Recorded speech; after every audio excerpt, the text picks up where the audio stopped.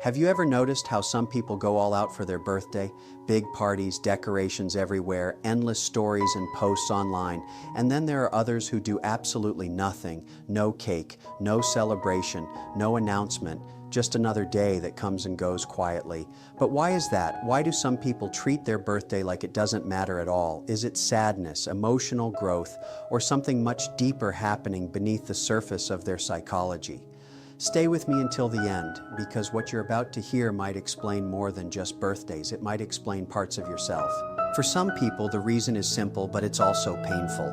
They don't celebrate because over time they learned that nobody else really would. Imagine growing up where birthdays weren't special. Maybe no one made a big deal out of it. Maybe people forgot. Maybe promises were made and quietly broken. Or worse, you tried once. You invited people. You hoped, and barely anyone showed up. Experiences like that leave a mark. Psychologically, this creates something known as learned helplessness.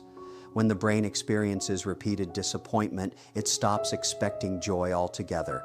So eventually, you protect yourself by not caring.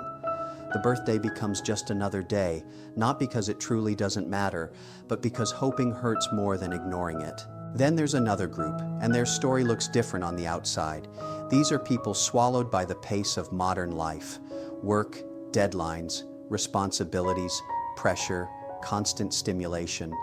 Days blur together, weeks disappear. When their birthday arrives, it doesn't feel special because nothing feels special anymore. Their mind is overloaded. Psychologists call this time blindness. When the brain is under constant stress, it loses its ability to emotionally mark events. So the birthday isn't rejected, it's crowded out, not ignored on purpose, but quietly pushed aside by everything else demanding attention. And then there's the third group, the most misunderstood one. These people know it's their birthday, they remember it, they're fully aware of the date, they just don't feel the need to celebrate it. This isn't loneliness, it isn't bitterness, it isn't emotional numbness. In many cases, it's emotional independence. Research in psychology shows that people who rely heavily on external validation, attention, gifts, public recognition, often experience more emotional instability. But people who build their sense of worth internally don't need a specific day to feel valued. This aligns with self-determination theory, which suggests that true well-being comes from autonomy, competence, and inner fulfillment, not external approval. For these people, maturity doesn't look like candles and applause. It looks like quiet acceptance. It's the understanding that your existence doesn't need to be celebrated publicly to be meaningful, that your worth doesn't increase because people remembered, and it doesn't decrease because they didn't.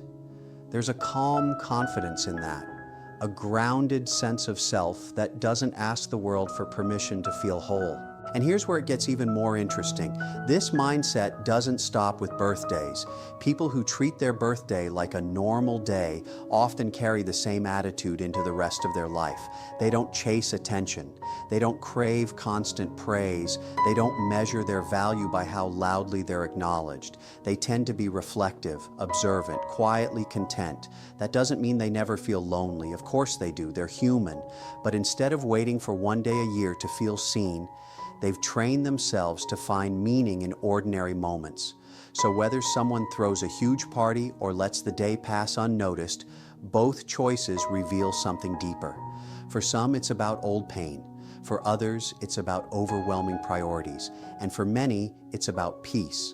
The real question isn't whether birthdays matter. The real question is this: do you need the celebration, or have you already found it within yourself? If this made you see birthdays differently, you'll probably connect deeply with the other psychology topics we explore here. Subscribe so you don't miss what's next. We focus on the kind of psychology that doesn't just explain behavior, but explains you. And if you want to go even deeper, you're welcome to join our community. It's a space for honest conversations, shared experiences, and seeing life from new perspectives. The link is in the description. See you there.